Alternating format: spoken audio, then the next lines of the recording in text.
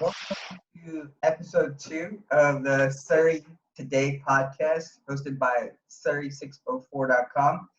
Today we have our guest, Imad Ahmad from Olive Branch Ranch. He runs a farm. He's talking about urban farming techniques, all the way down to more traditional farming techniques, ranging from raising little plants in your backyard all the way to raising dozens and dozens of livestock. And the reason we figured this topic would be um, relevant is since a lot of people are stuck at home, seems like there is an uptick in people kind of spending more time in their backyards, doing gardening, growing plants, growing their own food. And also, given COVID, what's kind of happened over the few months, I think there's a broader discussion to be had with regards to what a pandemic means for food supplies, global supply chains, and why, going local can be of value to communities. So with that said, why don't we go ahead and jump into things? I call him Imad Ahmadi because it's like he's one of my best friends from back in the day, and that's what I call him. So I'm going to be calling him Ahmadi, just so folks kind of keep track. But Ahmadi, why don't you tell us a little bit about how you got into farming, a bit of your personal background, your family's background, and all that. Yeah, Cam, appreciate it. Like you said, we've known each other since we've been in diapers, so we've known each other for a long, long time. So it's good to be with you guys. Appreciate you having me on to talk about something that I love. So yeah, personal background. You and I grew up in a small town. Our parents didn't farm or anything. We just grew up in urban and suburban America. So we didn't grow up doing any of this stuff. But like a lot of second generation, our parents immigrated from another country, right? And they immigrated from more of a rural sort of farming community. So my dad had experience growing up on the farm and whatnot, and they did a lot of things with animals. So it was always kind of in the periphery, in the background. But basically how it all got started was a few years ago. I'm sitting there, and I've always been into fitness. You've been into fitness. We grew up outside, essentially. We were spending in the summertime. We just played outside all day, every day, all sorts of sports, always in a park. Our parents always had us outside. So we continued that in our 20s. We were active. We still work out. We still enjoy that. But when you're active and you start, thinking about performance, you start thinking about, recovery and food and what am I putting in my body, I started thinking like, okay, like what about the quality of this food? Like, I started thinking a little bit more about that a few years ago. I was getting a little bit more mature, realizing that eating fast food after working out is probably not the best idea, right? Yeah. So yeah, one day I was just bored and I was like, what would be really cool if I had a few chickens in the backyard and I could just get my own eggs. It's just super random. So I'm like, okay, let me hop on Craigslist and find like a crazy chicken lady. And if anybody has ever met one of those, they know exactly what I'm talking about. Like a crazy chicken lady on Craigslist that has a bunch of chickens and it's her pet or whatever. So I jump on Craigslist, and like 30 minutes south in another town, I meet up with a lady and I buy 3 chickens. And I don't know anything about chickens, right? So I start scouring YouTube of, okay, how to keep some backyard chickens. So I'm like, contact my dad. I'm like, hey, we need to make a chicken coop. I'm going to pick up 3 chickens. So we picked up these 3 chickens. We made a chicken coop in the backyard and then put them there, let them free range around in the backyard. And then we started getting these eggs. And I'm like, oh, this is pretty cool. Tastes nothing like eggs in the store. It's just kind of cool. You could throw, it's a cool relationship. You throw them scraps and you throw them grass clippings and they give you fresh eggs in return. And you're like, well, this is pretty cool. And like, I'm not like saving a bunch of money or anything, but I have a fresh, sort of supply of something that's good quality. So that's basically how it started. And then I started rolling and learning more about, gardening and whatnot, and started really liking the idea and started, diving deep into permaculture and diving deep into farming and realizing like, whoa, like growing your own food, which is a pretty cool quote, but like growing your own food is like printing your own money. I mean, you can minimize your grocery bill. Your health is better. Health is wealth. If you feel good, you could work longer, you could work better, you could work, you have better quality of work, better quality of life. So I started, going down the rabbit hole. It all started with 3 chickens in the backyard. So then in 2017, we got a little farm, 5 acres, and started doing that. And then it kind of just grew from there. So just for the Canadian listeners, in the US, a popular like online bulletin board is Craigslist. It's like an online classified. So in Canada, they have something equivalent. It's called Kijiji. So it's kind of, for Canadian listeners, obviously, since this is a Surrey Today podcast, it's Kijiji would be your place. But beyond that, so those 3 chickens, this isn't like your parents' backyard, right? Yeah, this was in my parents' backyard like 5 years ago. Yeah, so this is not like this is a pretty like modest sized backyard. Like it's not it's like anybody. Nothing big. Most people with a backyard could do this. Oh yeah, almost everybody could, and check your local laws and whatnot. But here in the U.S. anyway, you can have like up to, I mean, every state and municipality and whatnot would be different, but almost every area allows you to have like up to like 5 or 6 chickens in your backyard. What was oh, sorry, go ahead. Yeah, they can't be roosters because you don't want to annoy your neighbors, but if you can get hens, up to 5 or 6 hens, keep them in your backyard and get a fresh supply of eggs almost daily. So like what was the startup cost for like those 3 chickens? I think she charged me like $10 a hen, which would be reasonable. 10, 15, 20. I mean, if you think about it, I mean, you spend $20 on a movie ticket. Like it's not that big of a deal if you spend like, $30 to $60 on a. And if you're handy, you could build a chicken coop yourself. If you want, you could buy like a prefabricated sort of chicken coop. But if you're handy, you could just get some scrap supplies, get some, scrap wood or pallets, and you could build a little chicken coop in your backyard in a day or so, and then you could just stick them in there. Cool. So you started with a few chickens, and this is in 2017. And how did things evolve from there? You ended up getting a 5-acre plot of land. I'm not plot of land, 5-acre farm. To correct myself. And this is like pretty rural. It's not even in an incorporated part of like a county or anything, right? Right. Correct. Yeah. Yeah. I mean, certain people have certain dietary restrictions. There's kosher, there's halal, there's all sorts of, dietary restrictions. And, we kind of try to keep with what, something clean, something that we, deem good to eat. But oftentimes you would go get these types of meat, and we can go in and describe what all of that wording means. But you would say like the quality, and then the lack of availability, and then the price, it kind of just kept like nagging me, like, why is it so hard to find something that's pretty clean, something that's, kosher, halal, something that, you trust? Like, why is it so hard? And then when you do find it, why is it so expensive? And then it's not up to the standards that it's supposed to be. Like, it's like a racket. So I kind of thought like, you know what, I wasn't thinking about a business or anything. I wasn't thinking about like, okay, how can I, serve my community? And like, I was just doing it out of like selfish kind of self-interest.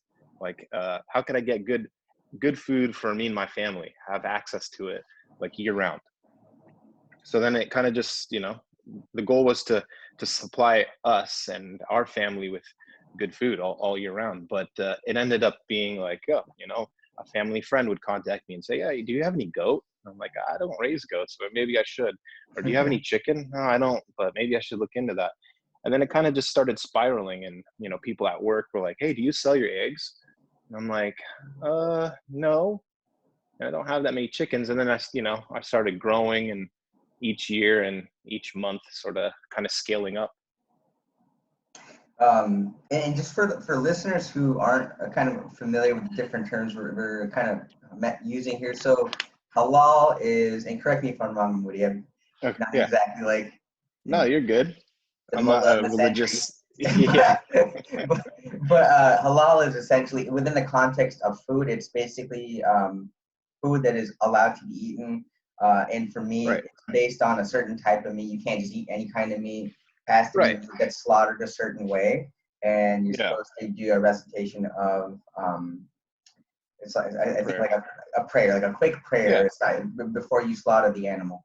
And Right. Right. So kosher, the I don't know a ton about because I don't know a ton about like the Jewish faith, but from what I mhm, understand, it's pretty much like the Jewish version of halal. it almost exactly Yeah, similar. So basically, what the word halal means is permissible in Arabic, and Muslims use that to say like, okay, is this type of meat permissible or is it not? So the basic, like, there's a lot of misconceptions about halal and kosher, but basically it just means permissible or not. So halal means permissible. So under the category of halal, and we won't dive too deep into it, but basically, the animal has to be healthy. You have to give it a good life. It can't be sick or injured. Like, who would want to eat a sick or injured animal? It can't be like abused in any way. And then it basically just has to. You can't torture it like people that aren't doing this, but you don't want to torture it when you kill it. It has to be sharp knife that dispatches and harvests the animal. You know, so that's what the whole kosher and halal tradition is about. Is just giving the animal a good life and respecting it when it's about to be harvested, and making sure it's clean, it's healthy, and it's permissible to eat. So there are a lot of animals that are halal, and there are a few that are not in the Jewish and Muslim faith traditions. So we don't need to dive deep into that unless people and you want to check that out more. But that's the basic understanding of it. It just means permissible or not. got it. Yeah, so why don't we kind of dive into if you think about like your progression from chickens to livestock. Did you kind of start with sheep first, or did you start with goats first? Like, what was that progression like? What did you kind of learn as you went experiment with each type of animal? Kind of why did you choose to go from one animal to another? Yeah, well, I think like a lot of Southeast Asians and a lot of people from the Middle East, I mean, goat is the world meat. Outside of America, sheep and goat is the world meat. That's what most people eat in Africa and India and Asia and the Middle East. I mean, it's pretty universal. Almost all cultures eat it and are, familiar with it or farm it at some point in time. So that in America, in Canada, it's growing, like in places like Toronto, in places like BC. It's very, very popular, with the Southeast Asian community. So basically there's a lack of that around here. So my family, we'd always want lamb, yearly or semi-yearly, but then it was really not available. You'd have to call a guy, you'd have to meet a farmer, you'd have to you know check with the farmer well in advance, and kind of keep bugging them. Do they have it? Do they not? You have to drive far distances. They wouldn't really have what you want. So we were like, oh, let's just get a few lambs for our family, so we're able to have it when we want it. So we'll raise those, and we'll go from there. Um, so I started with just a few lambs, and then it just seemed to like keep growing and growing, and then I would go to other farmers and get lambs that were pretty mature and ready to harvest and to cut up and eat. And it kind of just, every time I would get them, I would sell them to some family or friends, and then they would tell their family and friends, and it kind of just kept escalating and escalating. So it just kind of grew very organically, very naturally, and then the phone just kept kind of ringing. I mean, it just so we started with some lambs, and we just kind of kept growing from there. So now we breed our own we breed our own stock now. So we have babies, and do that whole thing, and we've expanded. We had cows over this last summer. We still have a few now. But yeah, we went to sheep, goats, meat birds, and then we have chickens just for eggs. And then in certain times of the year, in the spring and summer, we do chickens for meat. We do turkeys seasonally. So we kind of expanded a bit. Okay. So, one common thing is, sometimes families, regardless of their background or the occasion why they need meats, right? They don't necessarily want to buy like an entire cow. Right. So like, how do people typically solve for that? How does your farm solve for that? So, your dad was a chef. I don't know if many people know that, but when we were little, we would your family and our family, we would split a cow. Yeah. Or we'd get another family and we'd do like, you take a quarter, you take a quarter, you take a quarter, like kind of thing.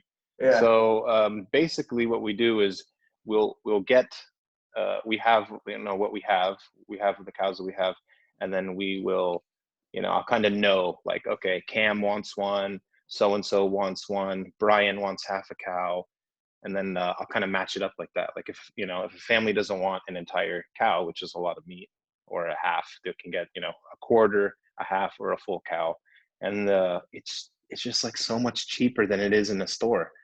It brings the price down so much, and then the quality is just so much better. I mean, when it's fresh and it's local and it's raised locally, and we have a pretty close relationship with everybody that buys meat from us. Like they know us. We have an open door policy. Anytime people are like, hey, can we come check out the farm?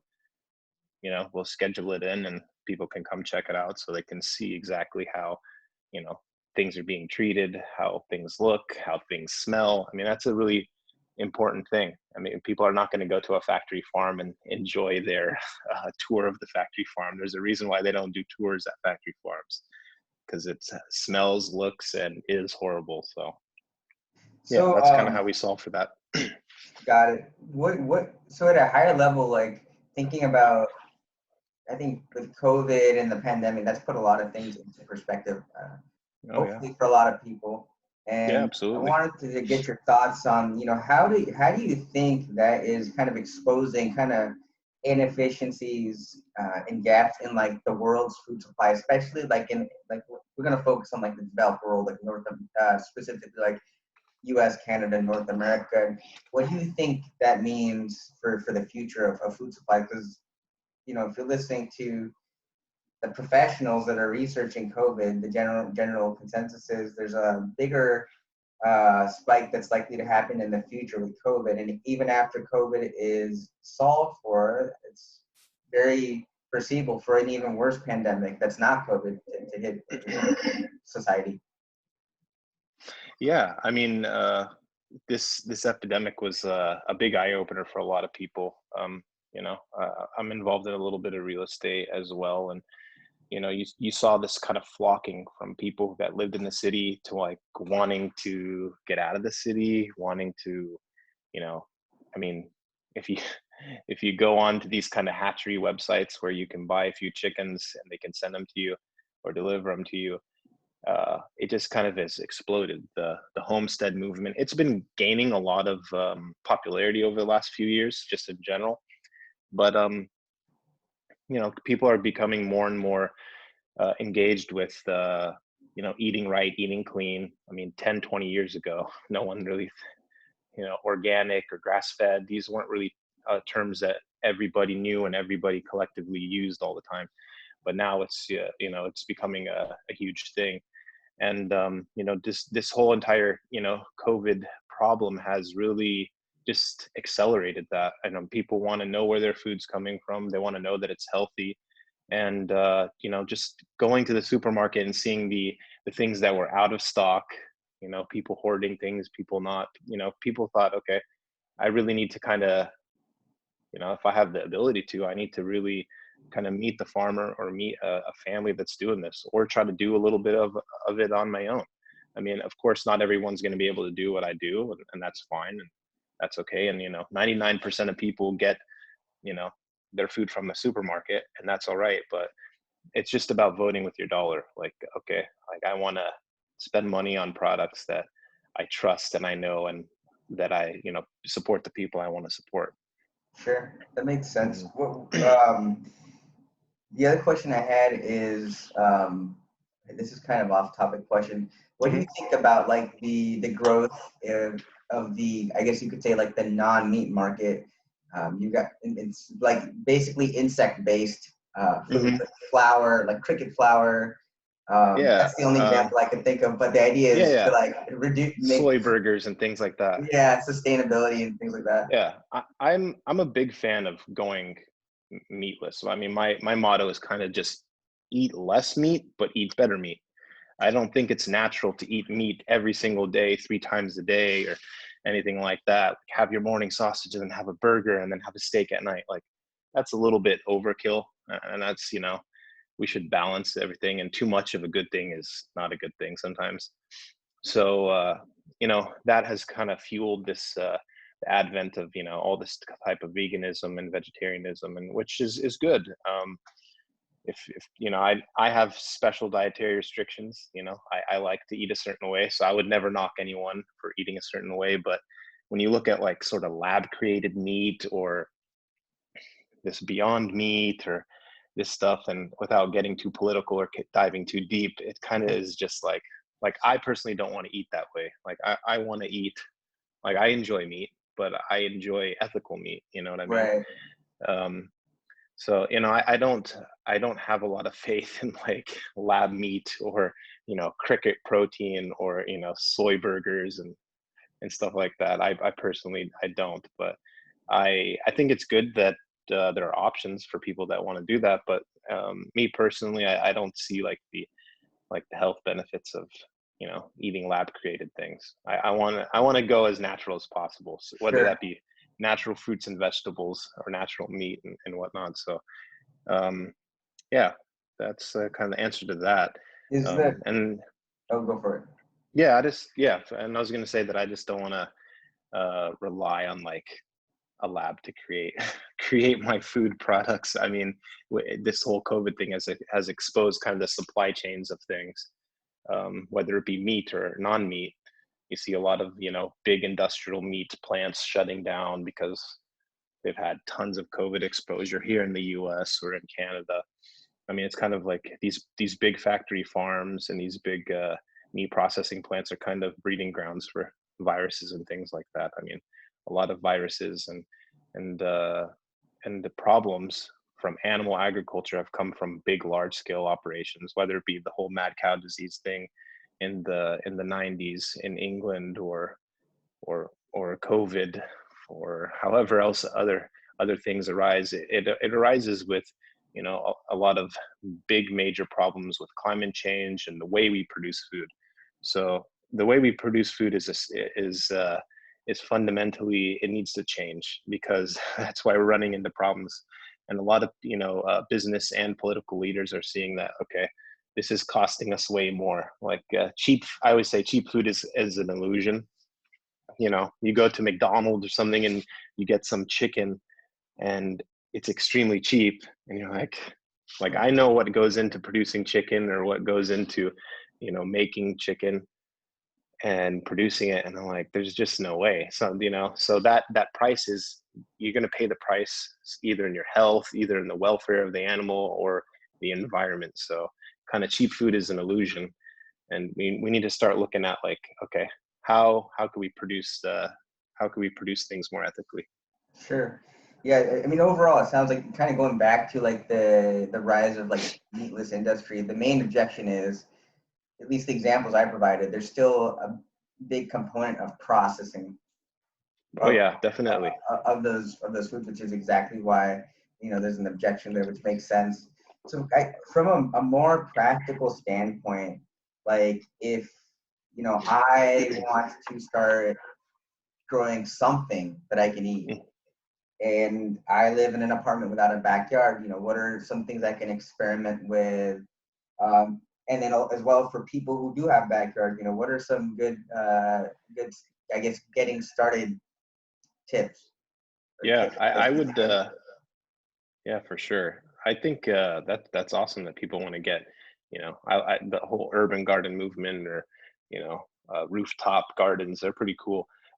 Basically, I think the best thing to do is to try to get started with some herbs in your window if you have an apartment, or herbs and whatnot. They also make these cool planters where you could do like they're like salad planters on, and you could put them outside on your deck, or and if you have any sort of sunlight. But if you have like a backyard or any sort of small space in your backyard, I really kind of just advise like planting a few fruit trees that would do well in your area. And you can check that, like just getting a few blueberry bushes and putting them in your backyard, or getting a fruit tree or two.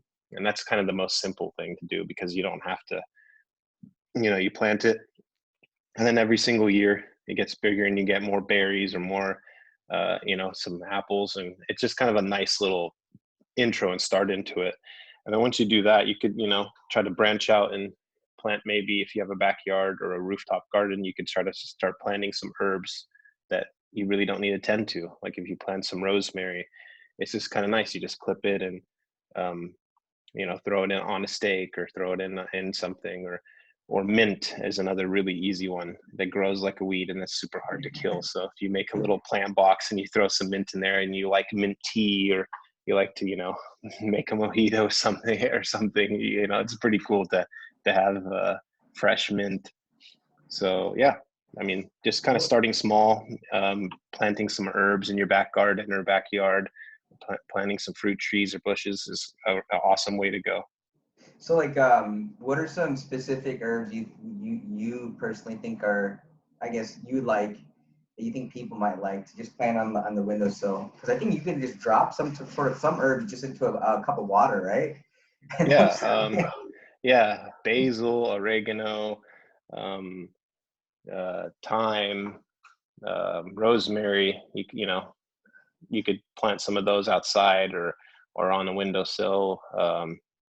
It just, you can make some fresh pesto. You could put them in some dishes that are, it's really, yeah, those herbs are pretty awesome. Herbs are easy. You just put them in the ground, and they kind of just, as long as you don't neglect them too much with the watering, it's a great start to just have something that's, fresh right in your back garden or back area with really minimal space. Yeah, I had tried just with like green onion, and you just like Hmm. drop it in a cup of water, and didn't even have it like in a windowsill, just like in the kitchen where there's no natural light, well, no windows at least. And Uh-huh. like in a week, it was just like a bunch of other green onions were growing, and then I never actually got around to eating them, so they died. So I mean, Uh-huh. they grew pretty fast. Um, Yeah. not that I'm proud of that, but and then if people wanted to start looking into getting their own eggs, like actually like growing, not I shouldn't say growing their own eggs, but let's say what's the right Producing, growing. Yeah. harvesting Yeah. their own eggs. What's the right way to go about that? Because that seems like the natural progression if people want to go from plants to non-plants, right? Yeah, the egg is an awesome thing, because I mean, it's like the most incredible food. You can make it a million different ways. Babies can have it, old people can have it, young people can have it. Every culture has it. Eggs are like the best and basic entry to everything. And you don't have to, you could have minimal space in the backyard and do it. They're fun to keep if you have kids. It's kind of like the perfect sort of entry. And fresh eggs would be great. And if you don't eat them every day, you could stack them up and get a dozen, and you could give them away to a family or a friend or whatnot. So it makes it pretty cool. But if people are interested in like harvesting or gathering their own eggs, they could just sort of just do a little education. Go to YouTube, type in backyard chickens, or get a book about it, read a little bit about it. I mean, it is a commitment. It's not as nearly as intensive as like a dog or a cat or anything else. But if you go away for a weekend, you'd be fine filling up the feeder and filling up the water with 2 or 3 chickens, and you'd be totally fine. If you're gone for longer than that, you could talk to a neighbor or a friend, and they could help you out with watching them. But super easy. Just sort of do a little research about your locality and see like what do they allow, what do they not allow, and then kind of go to like a home and garden store, see if they sell chickens to you, or if they can send them to you or whatnot. And it's just basically food and water and shelter. So figure out a shelter that you could build or buy, and get a waterer, get a feeder. And it's just an awesome way to take your chicken kitchen scraps and things that you were about to throw away or compost, and give them to your chickens. I mean, awesome. Then you're not wasting. You don't feel bad about wasting food if you're your kid doesn't eat his or her crust on their sandwich, you can just throw it to your chickens, and it's just kind of a cool thing to do. Yeah, that's pretty cool. Yeah. And I just had one final question. So going back, Oh you're yeah. mentioning if people have backyards, they can like look into planting like fruit-bearing trees or Yeah. bushes. So like what typically like in the Pacific Northwest, we're talking about it rains most of the year, and when it's sunny, Yeah. it's really nice for a few months. Like BC, Oregon, Washington. Yeah. What do you think? What have you seen kind of performs? It gets you the biggest bang for your time and energy. I think the biggest bang for your buck is just kind of like berry trees. So like in BC and in Washington and Oregon, even you could just buy some blueberry trees, buy some blueberry bushes, and plant those. Buy a few apple trees, small apple trees, and plant them around your yard. Some in your backyard, front yard, and fig trees. Those are great too. You plant them once and then you kind of just set it and forget it. I mean, when you're buying a farm, the number one, the thing that people do most often is they plant fruit trees, because that's like the thing that will take the longest to grow and get big and start to produce. But once it's in the ground, it's perfect. It's basically like set it or forget it. Every single year you're going to get some yield, which is really cool. So blueberries is a really good one in this climate, in this area. Yeah, they're awesome. I mean, I like blueberries. You can use them, put them in your oatmeal, put them in your smoothie. Yeah, It's awesome. berry Before we bushes. wrap up here, do you have anything you want to share? Just anything you want to basically share before we wrap up? Yeah, man.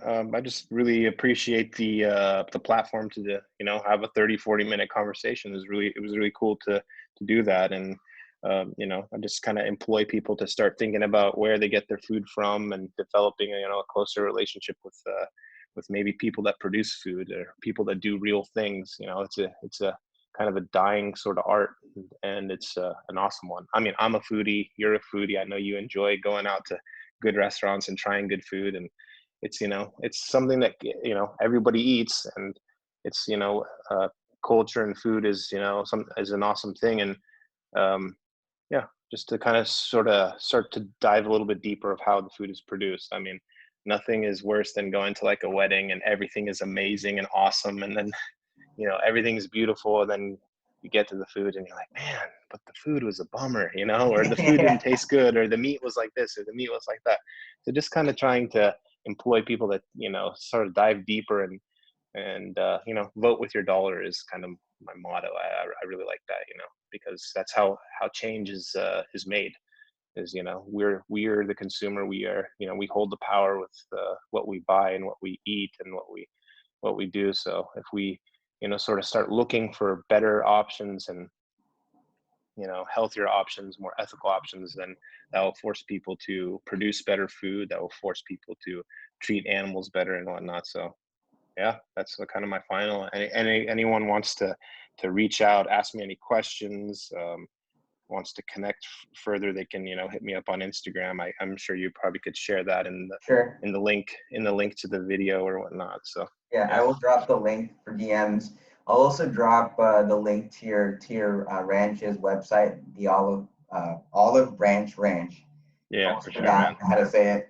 And if people, I'm sure if they have questions on just agriculture and growing anything really that's legal, at least they can Yeah. they can reach out to you. So For awesome. sure. All right. Yeah, man. Thank I you had for an your time. awesome time talking with you guys today. Yeah, man. You too. Thank you. Yeah, for sure. Have a good day. You as well. Thank you.